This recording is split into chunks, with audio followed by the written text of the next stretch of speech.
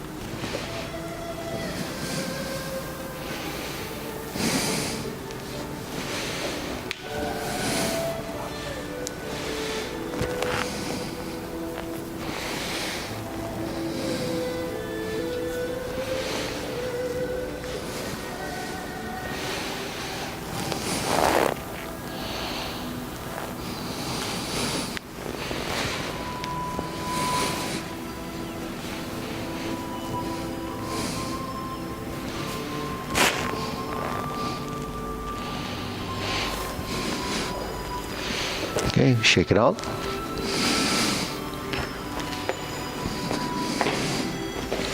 Okay, hands up, deep breathing. Inhale, exhale. Inhale, exhale. Inhale, exhale. Okay, hands in your waist, shoulder roll.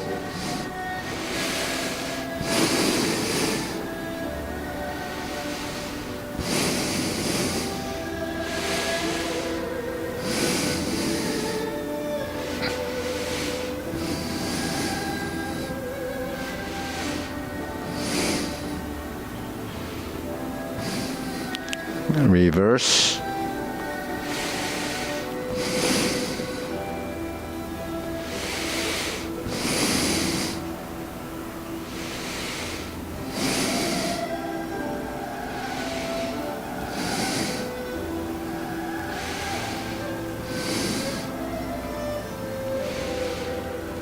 And center. Okay, press, release, exhale, inhale.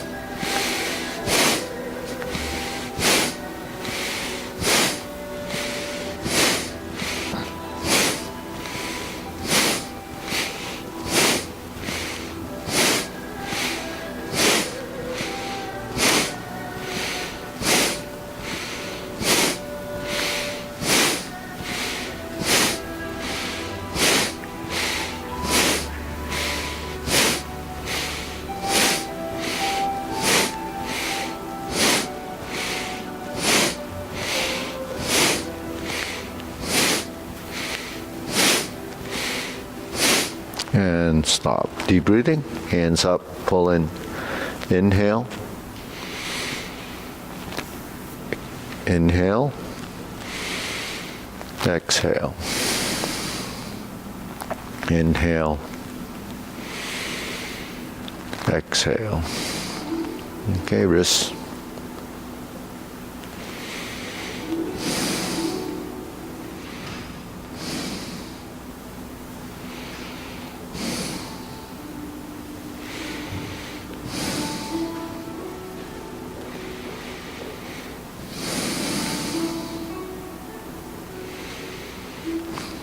Okay, elbows and knees.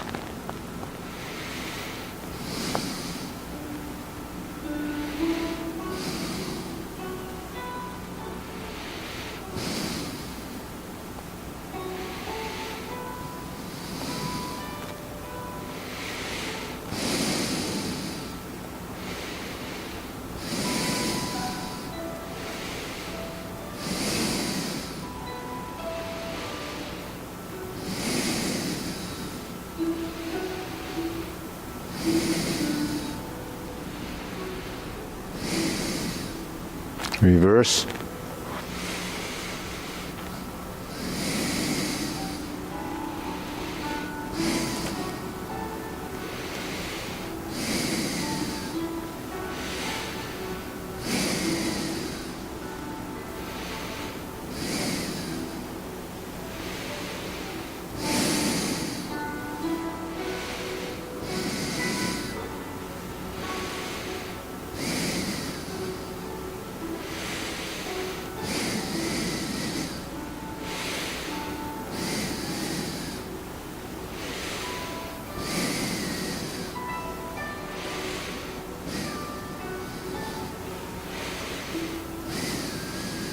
And center. Palms down.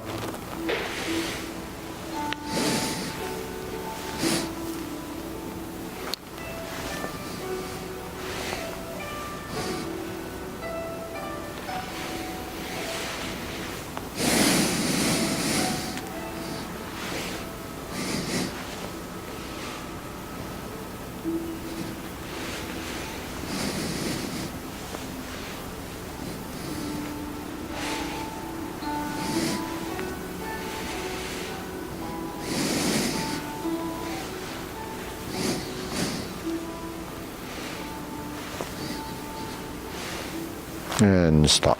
Okay, shake it out. Side to side.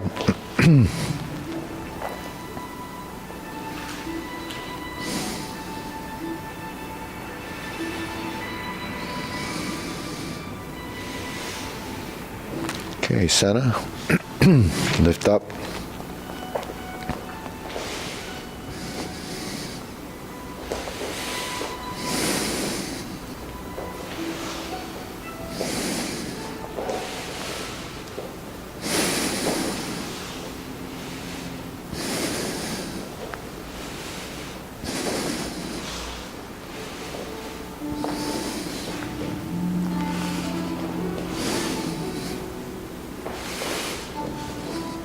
Okay, center.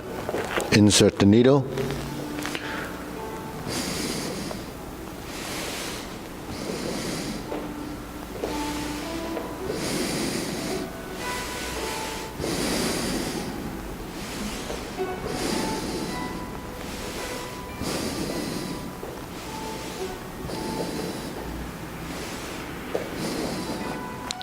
Switch.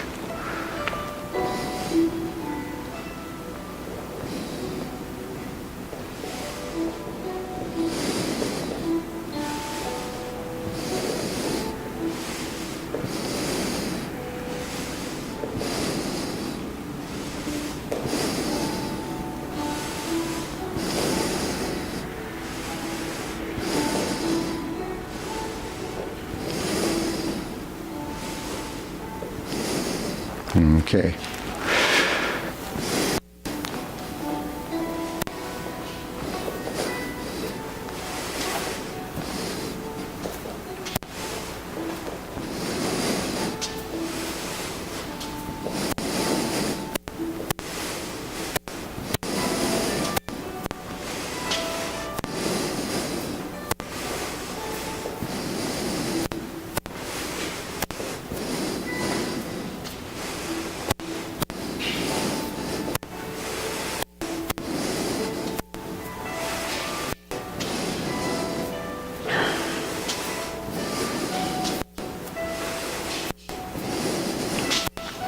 switch.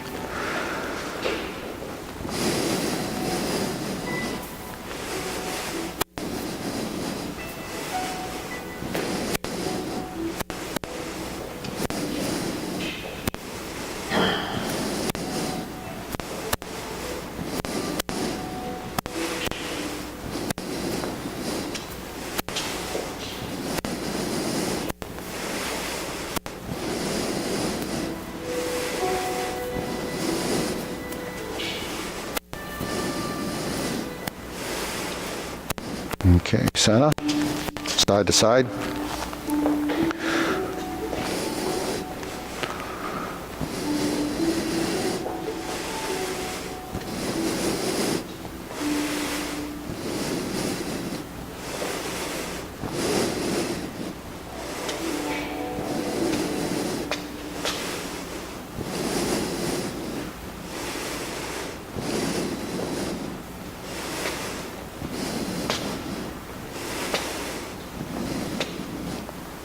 Switch.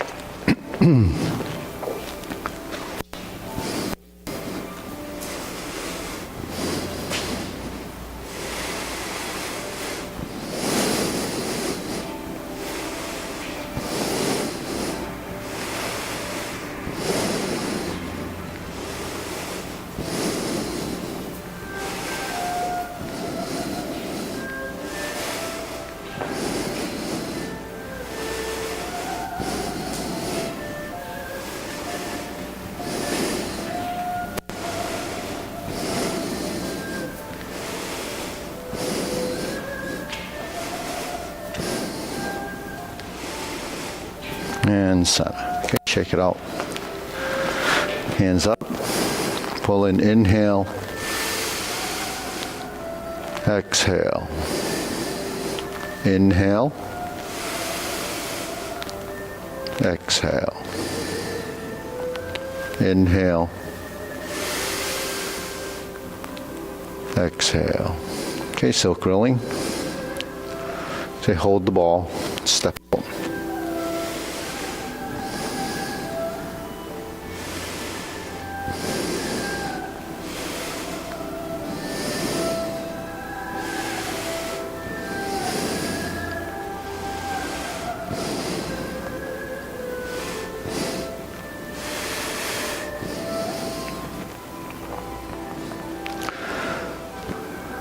Okay, so for someone that's just learning this, the easiest way, and I actually worked with someone doing this yesterday, is imagine first a circle. Everything is circular, big circles and small circles. So you imagine yourself creating a circle on a chalkboard. That's all it is. It's just a circle. That's the big circle with the forward and back. Now the back circle is this. So you have to control your elbow. If you do this, then that's not going to work. It has to be a circle from your elbow. And both circles are actually going in the same direction. One's bigger and one's smaller, right? But the difference is in the timing. When this goes forward, this one starts to come over, and then you end up sitting back here. And then you make that big circle again, and then you make the small circle on the way back. And you separate the hands, and you combine them here. So you have to practice this a bit in order to get your timing and sort of the awareness of that circular motion. Now where it gets tricky is, this is one plane of movement. We turn, creating another plane of movement, and we turn again to make another plane of movement. That's your body creating the volume of motion in space. So when we turn, the circular movement is the same. But the creation of that movement, the pattern, starts to change when you change dimension. So it becomes sort of an oblong, oval shape with a curve. So it's kind of like a hot dog. Yeah, because when you sit back and you turn, now you're in this plane, right? You're there. And then because we're there, we have 245s there. when we carry the movement through, and then you come back to your center, then you spread your hands and you carry it back. This is where you're going to get the integration of the total body and the volume of movement dimensionally into the forward plane, the 45-degree corners, and the new frontal plane. So there's a lot of spatial interaction there where your body has to learn that. Now we go to the other side, it's the same. So silk reeling, it's called that because when you reel silk from a cocoon and you pull that thread out, it's continuous and never-ending, well, until it ends. But the thing is, the continuous movement is that you're reeling and it's continuous and you're just pulling that thread. But then, because we have these dimensional changes, how do you create this dimensional change? It's because this hand can only do this. It can't go over here until you move your shoulder out of that alignment. So we create it by turning. And when you sit back, it allows you to turn more. Now you're working your legs. You're working your legs, you're lining your spine, you're twisting and turning, and you're expanding and contracting.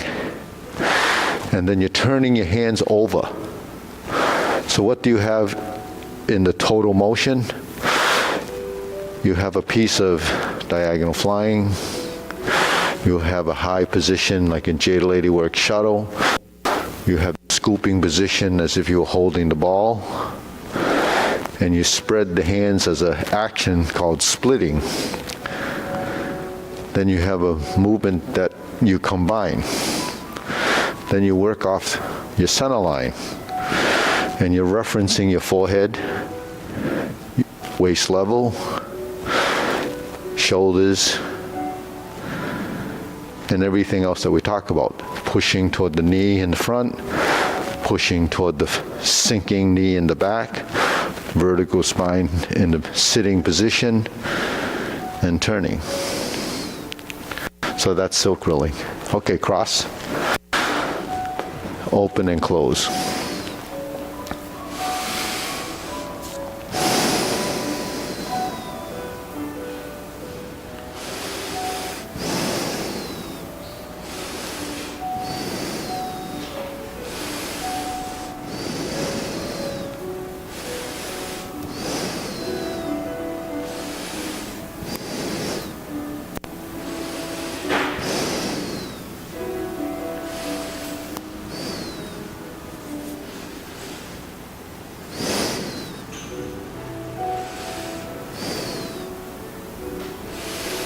So initially when you see movements, all you see are the hands.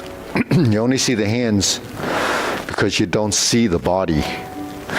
And the reason why you don't see the body is because the body doesn't recognize that there's movement. Because you don't see it, because your own body doesn't experience it. So as you evolve, the hand movements are hand movements, the torso movements are torso movements, and the leg movements are lower halves. So when you start to integrate the hands, the legs, and the torso, then you're going to have the volume and the motion and the space.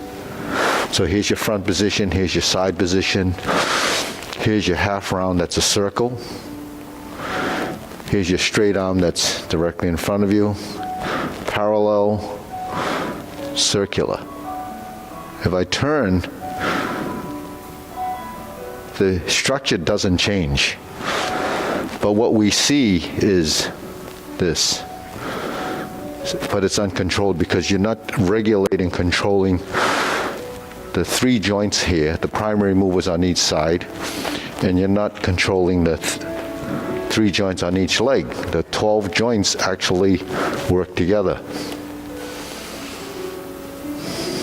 Not to mention the torso. Cross the hands, that's a cross hand position. Carry tiger to the mountain, crosses the hands, cross hand in the form. Open, expand, horizontal circles, shoulder height. We say, well, where's the circle here? When I go like this, because this is the pivot point, here's your circle. It's only a quarter of a circle. This is a half a circle, right? Get the other half, I have to spin around. But here, it's just a quarter. Here, it's out to the side, right? So it's only a quarter as well. So when you open the movement, that's all you're doing. Once you open and expand, you turn. Or you turn and create the opening. That's something that you'll have to discover, because you're creating the motion. So that becomes a function of passive motion. What's a passive motion? It's driven by something else. What is that? That's the turn. So if I turn, my hand will move. It's most apparent maybe in cloud hands. This one's a little bit, not as obvious. But then you have a rise and a fall.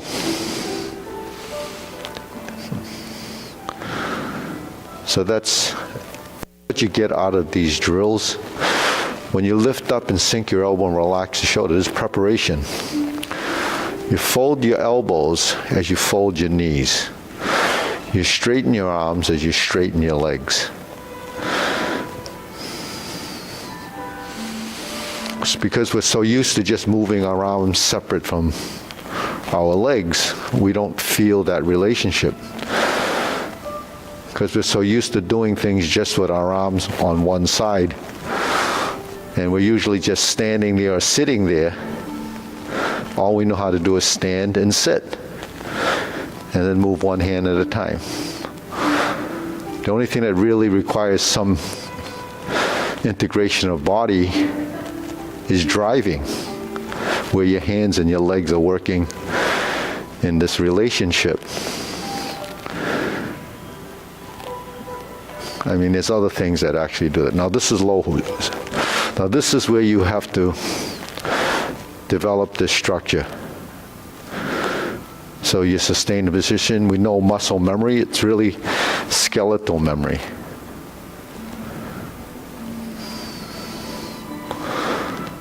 So the side that's muscle memory is that the muscles are trying to figure out what it takes to hold this position. So in Tai Chi, we don't use strength. We use what they call the mind, intent, or consciousness. So when you're holding a position, we don't really know how much strength we're using. But eventually, if you hold this position long enough, what happens is your body will start to delete the excessiveness. All the different muscle tissues that shouldn't be involved in holding this position start to go away. So that's that position, and then you go to shoulder height position. So if you're new at this, the first thing will happen is your shoulders are going to start to get tired because it's using too much strength.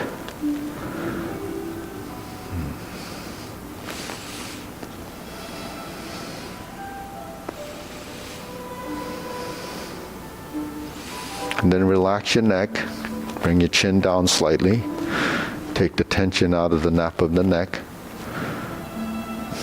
Relax the shoulders. See, if you don't relax the shoulders, then the muscles are working overtime, and eventually they fatigue. Elbow down.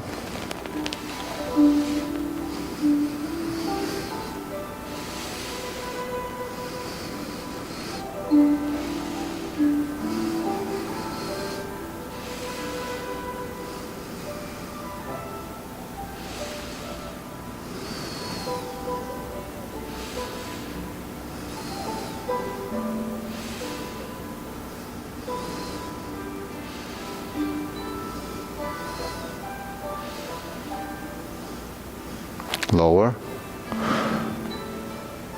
Straighten up. Elbow straight. Pushing down. Lifting up. Chin tucked in slightly. Vertical spine.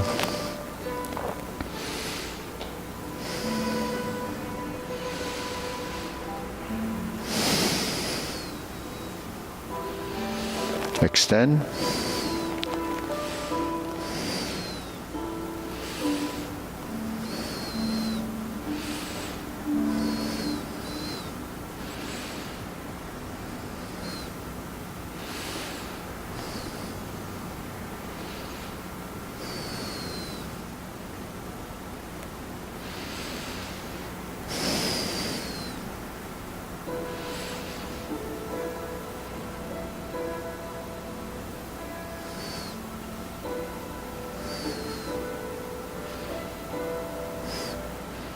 So feel like you're thrusting your head upward.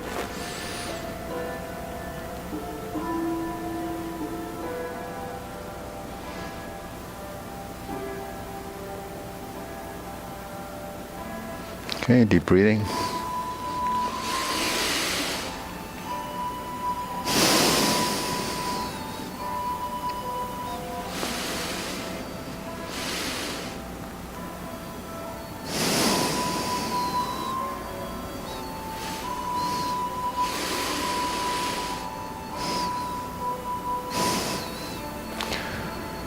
So those standing positions and the lifting, what does it do? It creates balance, elongation, so your body senses the levelness, the balance, and the vertical plumb, the plumb line that goes through the body. So if your body's tilted or your spine is off, by doing this, then your musculature starts to adjust, and it looks for the balance in your skeleton. So that's how we kind of, get things to work. But it has to be a mind intent. So the consciousness of the position, the lifting of the body, it sort of overcomes all the stuff that happens over time. Everything collapses over time. It just sinks down because we don't have the muscle tone or the minute tension involved in the body. That's that proprioceptive reflex that allows you to know that it's there. But eventually it happens and it becomes habitual. You try to stay in these positions over time without becoming tense. Okay, so we move through all the positions.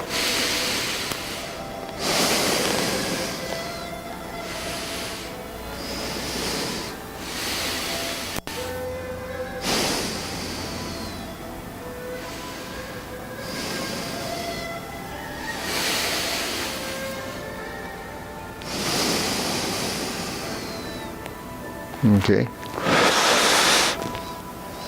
Diagonal flying.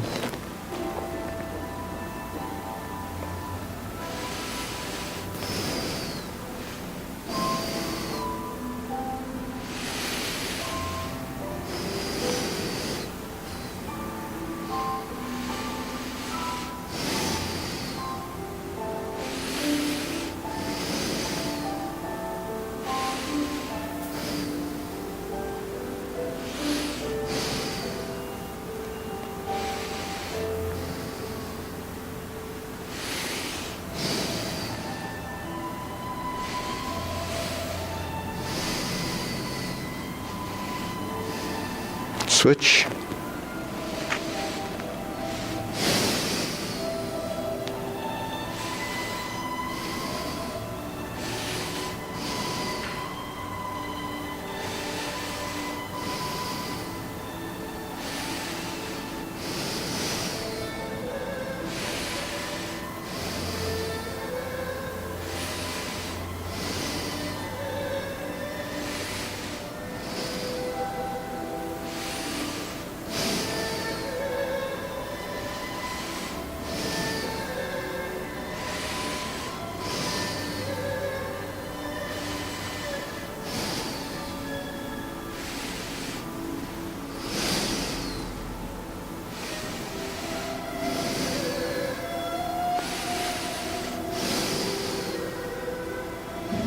Okay, cloud hands.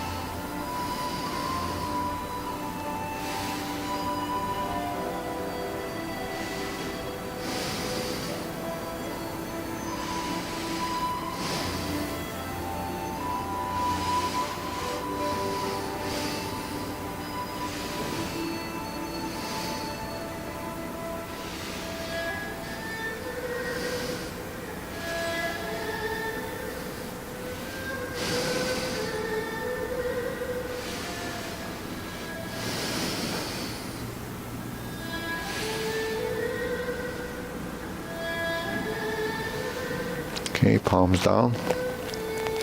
Lift up, carry tiger to the mountain.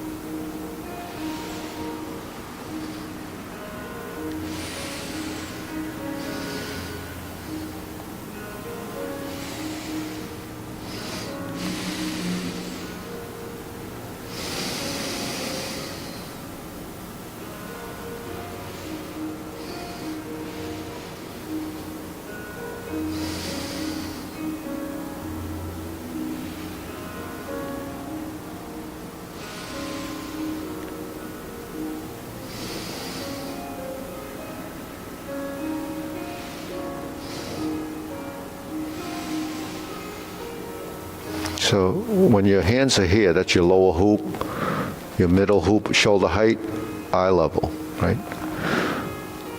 So when your hands go up to here, you see this circle. All of a sudden it becomes this. But actually all it is this. It's a vertical line. So you have to control that vertical line till it gets to here. And then it creates the next circle and it merges here. Then you relax the shoulders and sink the elbows and it merges and creates that. So all you're doing is creating circles, triangles, and parallel lines, squares.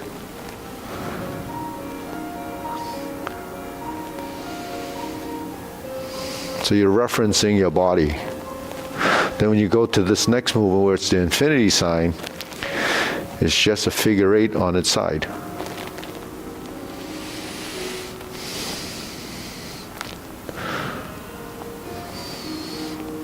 So the two petals of that infinity sign is even.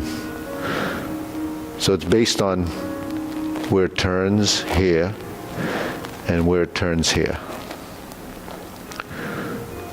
So what controls that is your elbow. Because when the elbow moves out and it drops and it moves in, it creates that horizontal line. But it's not flat. It has a dimension that slightly rises and then slightly drops.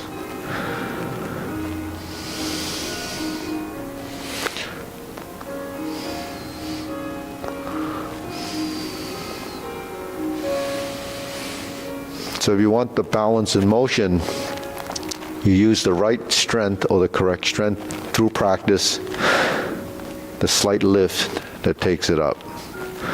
But then release. Use gravity to bring the hands down and just channel the movement so it merges here. So all our movements actually follow that principle. It says rising and falling, lifting and sinking. So what creates the downward motion is the gravity, right? Form the fists.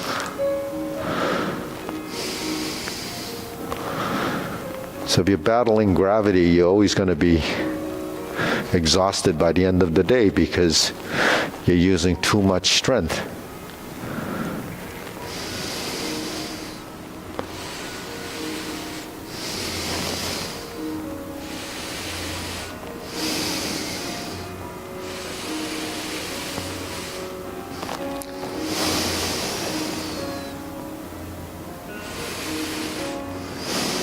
Okay, shake it out, deep breathing.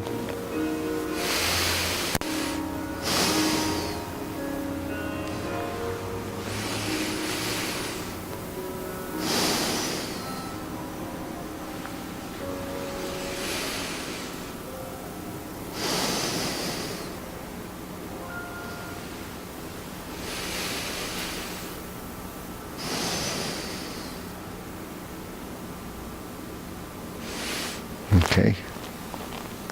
Strum the lute.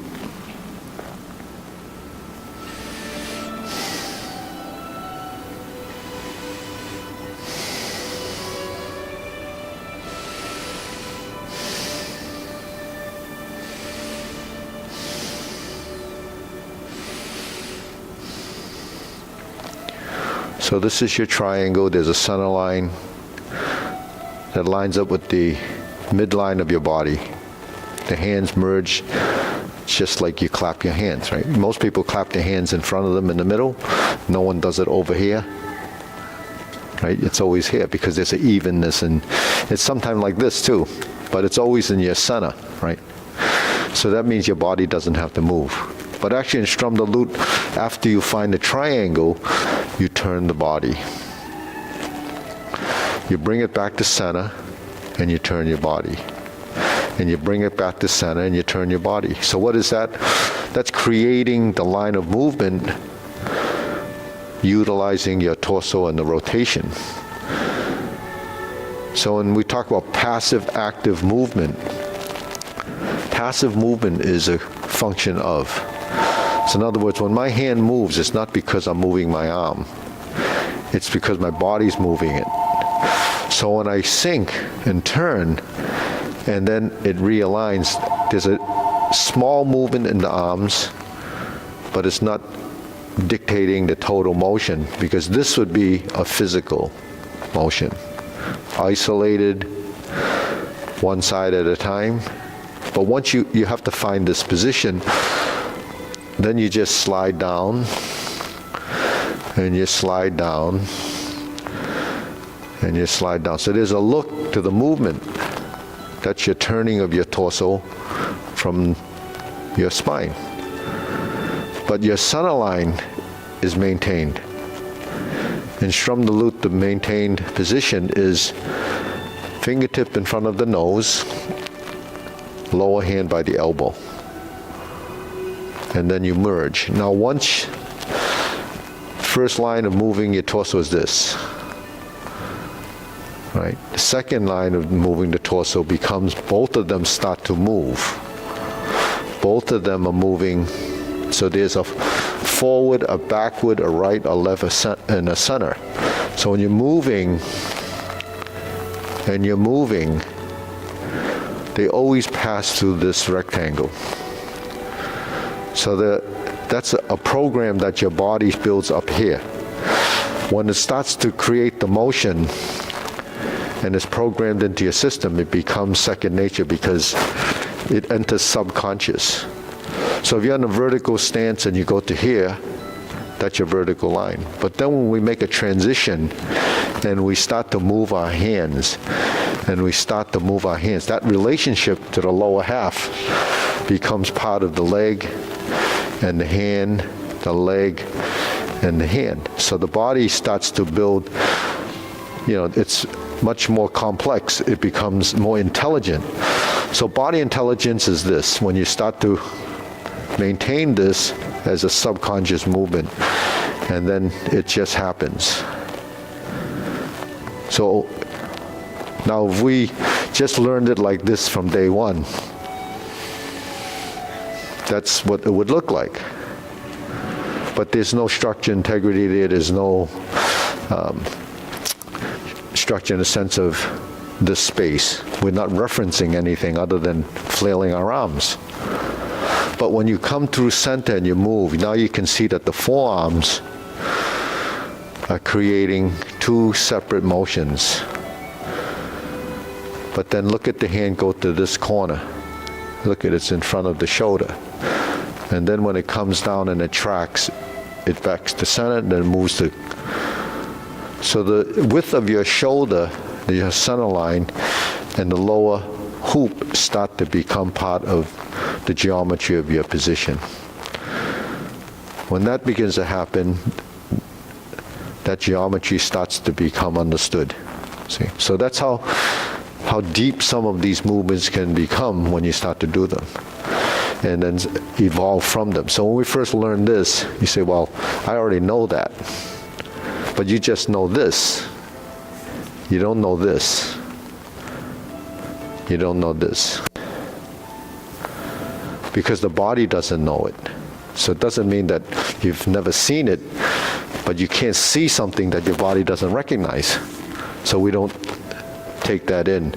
So I bring it up so that it opens up your mind to have, that openness where you can start to see beyond this, strum the lute. Okay. All right, deep breathing.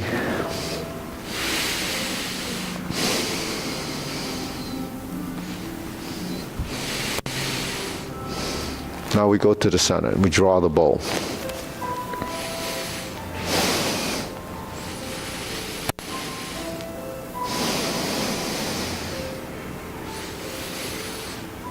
You turn, it's a 180-degree turn from side to side, but the body is twisting and turning, creating the lines on the opposite side. But what you're doing is full extension to align your shoulders, elbows, and fingertips.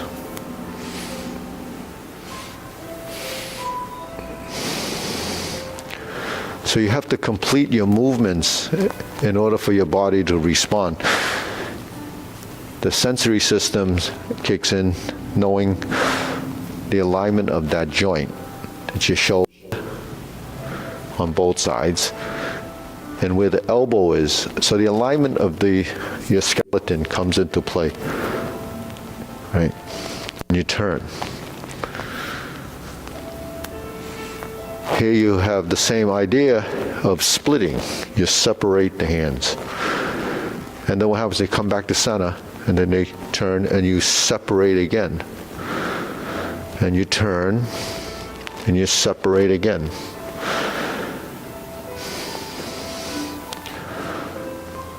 So none of these movements actually take a lot of strength.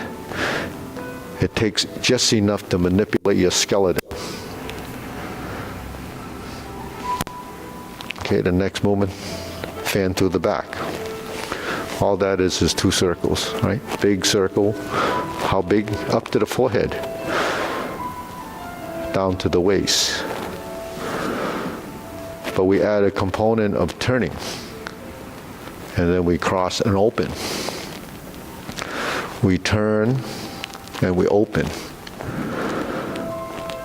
We turn and we open.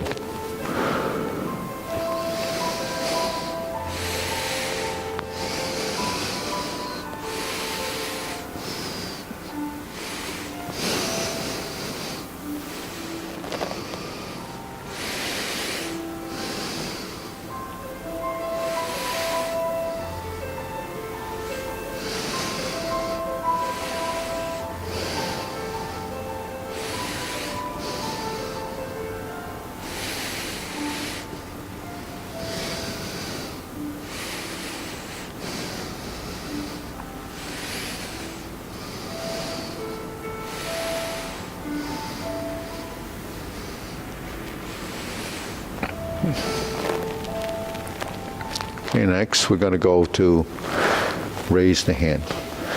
2 extreme positions, up and down, right?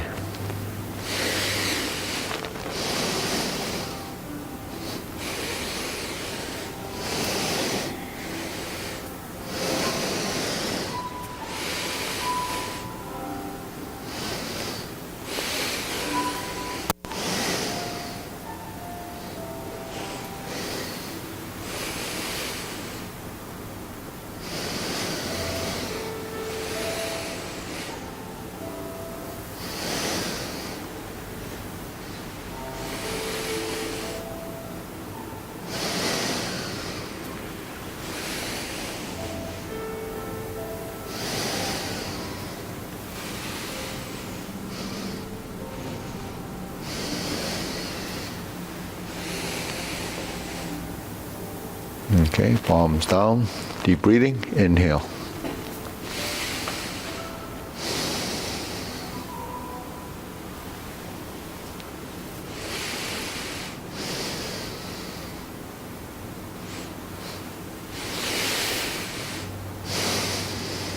So the exercise that we do, really fundamental training. It's training your body to recognize all these little nuances. You can't get that from the form, because the form, you just pass through it. But by doing these repeated movements, to repetition, then your body over time will start to discover. So I can't emphasize how important it is to do these exercises. It's for the body to evolve and discover. But it can't discover anything it doesn't know. So that's why when we're doing movements, we have the mirroring capacity. But when we mirror something, we don't know exactly what's happening. So you need the information. So the information that I'm sharing with you is really for you to house it here, because the logical mind will eventually figure this out. But the thing is, you have to have something to work with on this level. So there's, the mind-body connection. It works with, the motor neurons. It works with, your brain capacity to understand and learn all of these little ideas that we're trying to bring into our motion. But ultimately, the reason why we have to move is for circulation. And the circulation comes from your movement and the oxygenation of your system, because you're breathing. So all of this actually is tied together. And when does this happen? It comes through practice, time, and when your body's ready to receive that information from here. But there's always a reluctance, your body doesn't cooperate, but it doesn't know. So time and repetition is the only way to do it, develop it. So just a simple thing like holding this, it's an experience over time, but the thing is, it does format. And the formatting is, every piece of tissue in your body is picking up this information. So it's pretty deep stuff, but the thing is, it's time. That's all it is. All right, let's go through the short form. Ready? So you start off with preparation.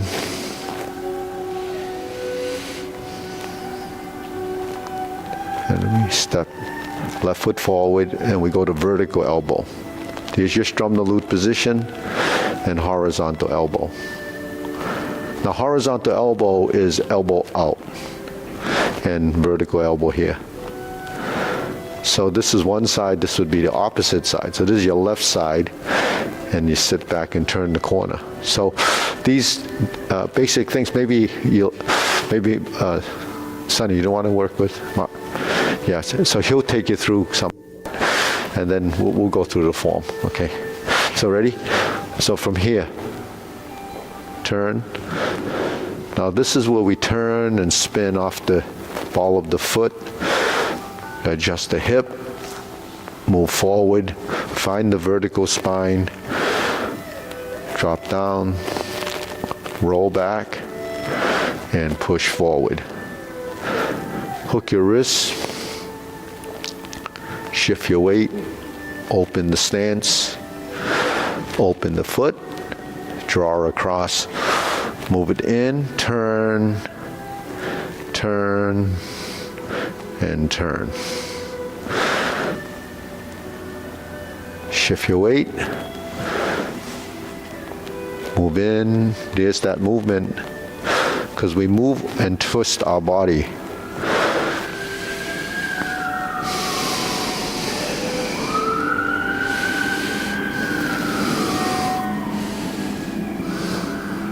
Turn.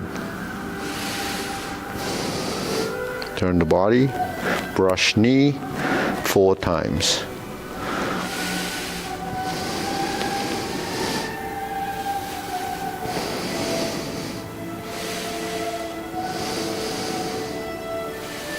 Going forward.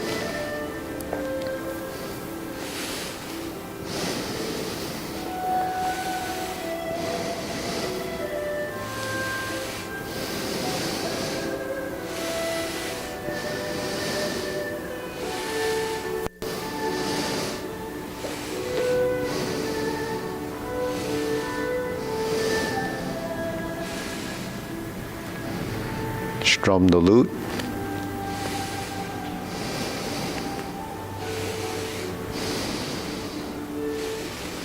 Form the fist and punch.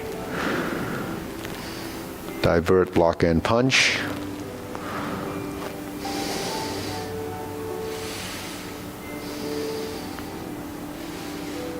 Leopard and tiger springs to mountain. Neutral position, fist under elbow.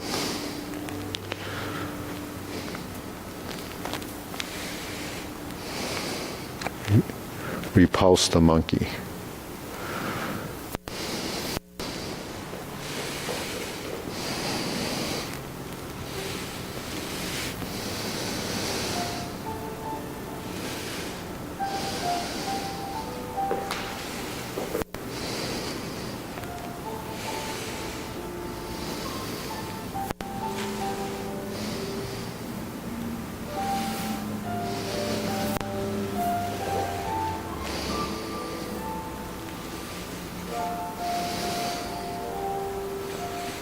Diagonal flying.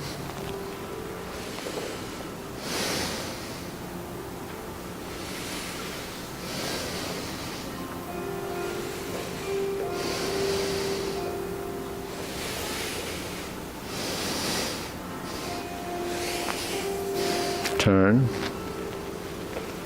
Stroke down, parry and punch.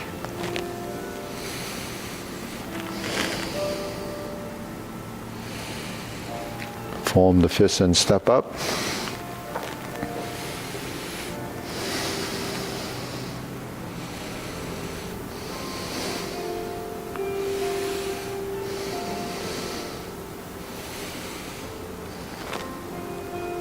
Leopard and tiger springs to mountain. Turn. Carry tiger to the mountain. Cross the arms, raise the left hand. Bend from the waist. Stork flaps wings. Turn. Left side grasp the sparrow's tail.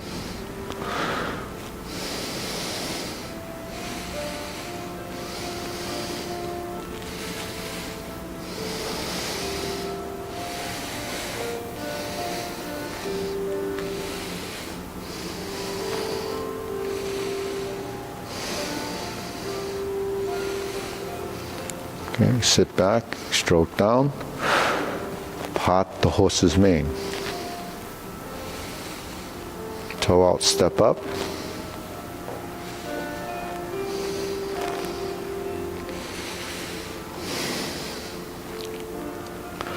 Cross over.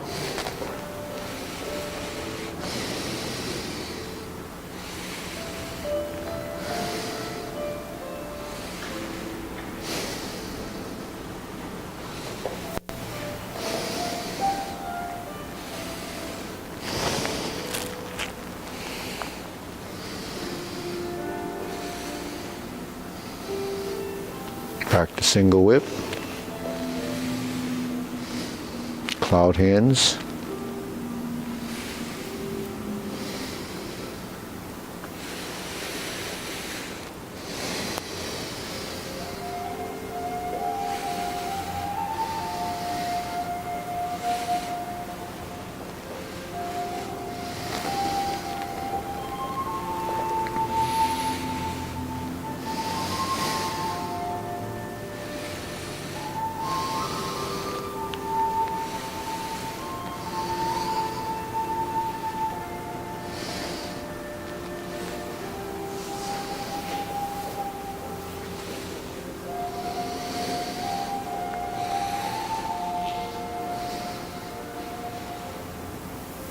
Okay, 10 deep breathing. Inhale.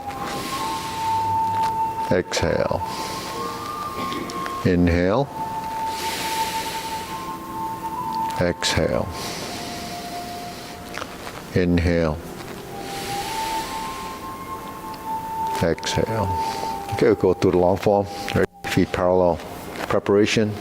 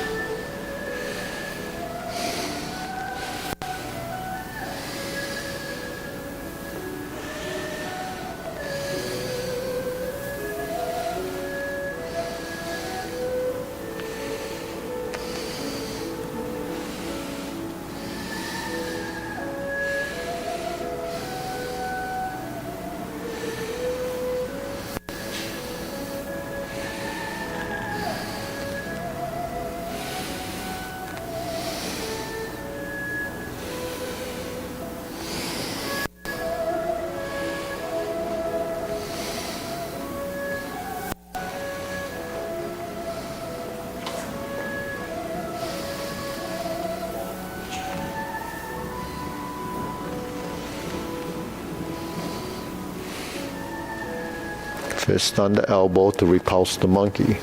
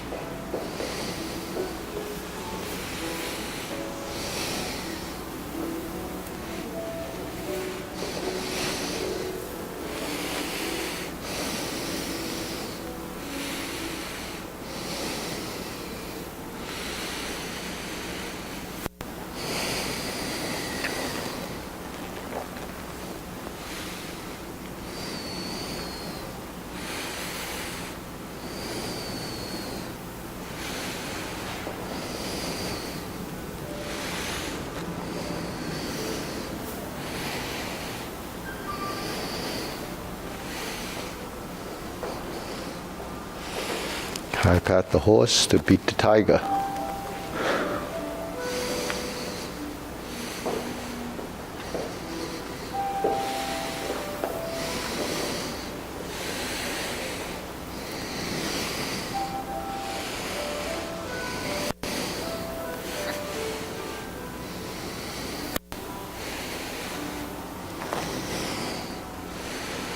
Lower hoop, right heel kick, 2 punches to the ear. Cross the arms, left hand on top, flip it over, fold the elbows, parting leg. Cross over in front, pivot around, left hand on top, fold the elbows, right parting leg. Stroke down, parry and punch. Form the fist and punch. Divert, block and punch. Cross the arms, leopard and tiger springs to mountain. Okay, next, carry tiger to the mountain.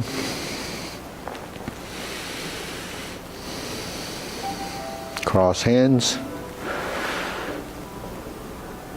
Oblique brush knee push.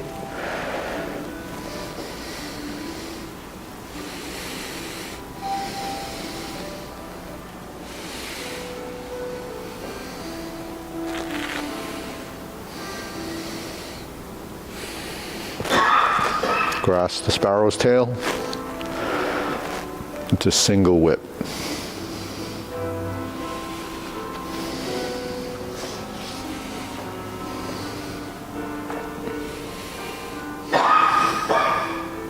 Flip the hands over. Diagonal flying right side. Part the horse's mane 5 times.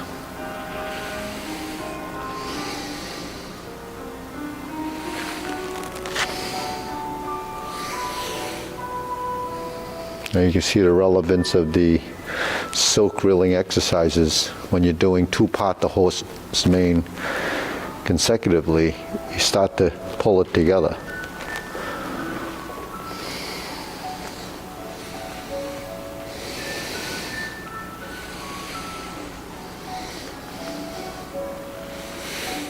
Cross corner.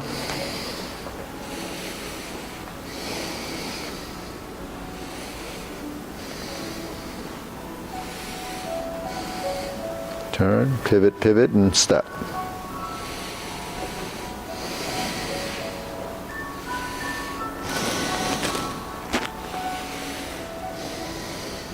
Part the horse's mane.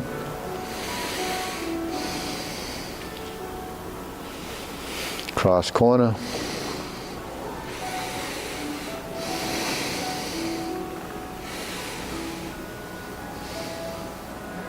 Turn.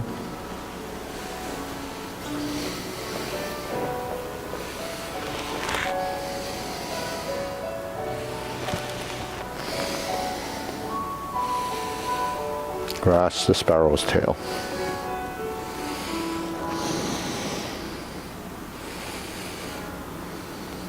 Hook your wrists back to the front. Single whip. Cloud hand second time.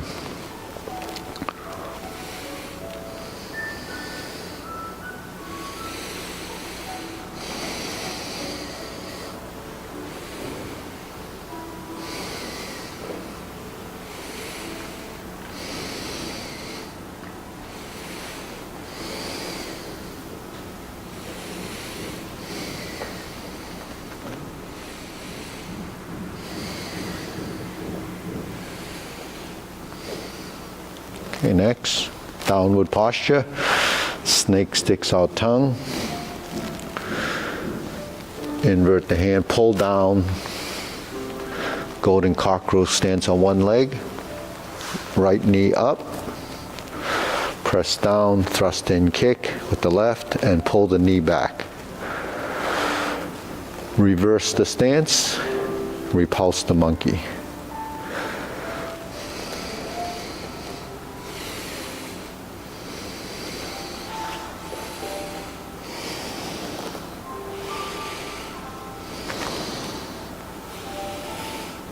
Okay, one more.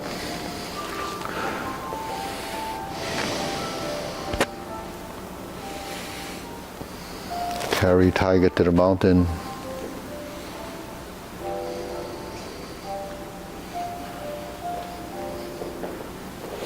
Hold the ball. Shift. Shift.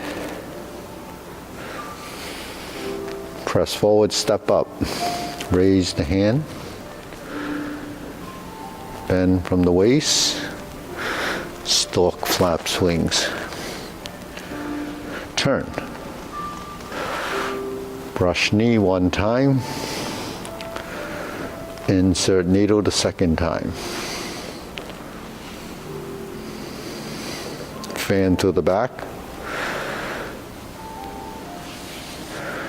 Turn, parry, and punch.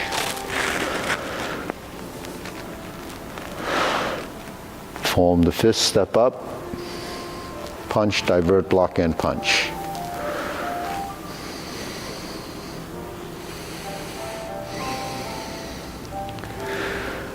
Step up, grasp the sparrow's tail.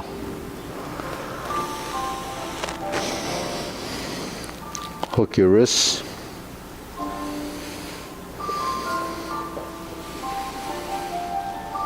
Okay, third, cloud hands.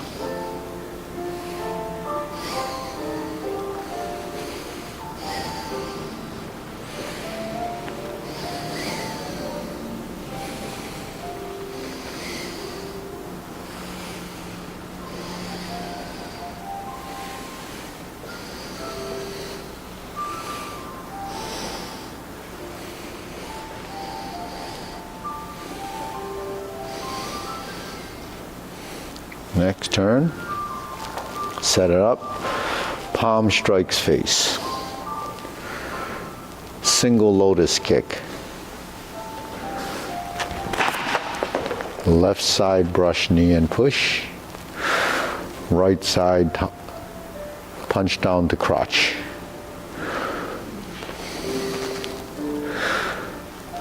Step up, grasp the sparrow's tail again.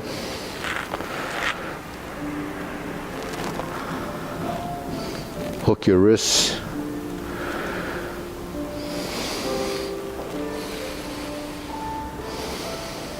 Okay, next, second downward posture.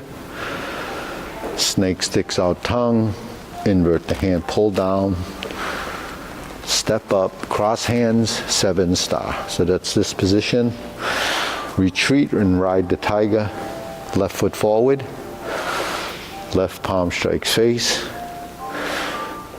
Change the palms, turn 180, double lotus. Let's draw bow to shoot tiger. Step up, set it up like palm strikes face, and then palm strikes face. Turn, parry and punch. Set it up, high pat the horse.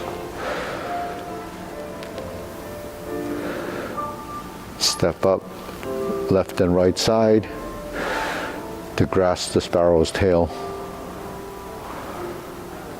Hook your wrist, single whip. Hold and reverse the ball. Second time with the diagonal flying on the right side. Close the form.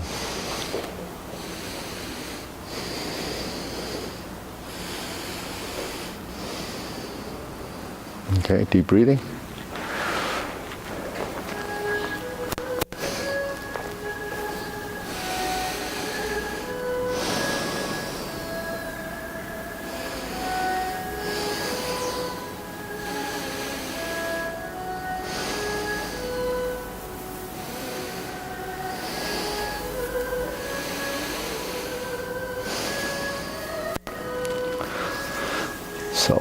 So all these concepts and principles I talk about, those are what the old masters used to house, and they didn't actually share a lot of that unless you were really close students.